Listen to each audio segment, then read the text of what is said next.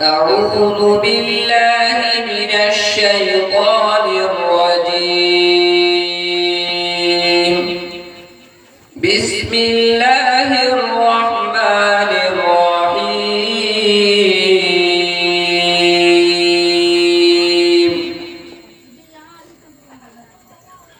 ألف لام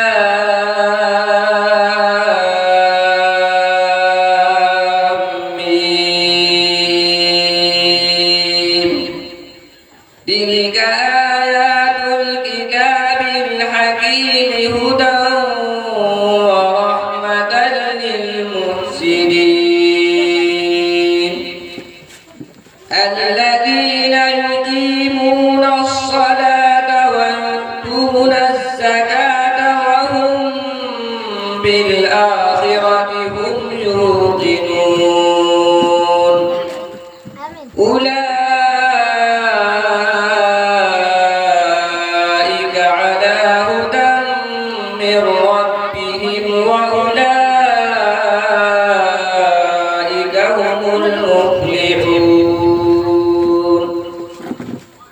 ومن الناس من يشتري لهو الحديث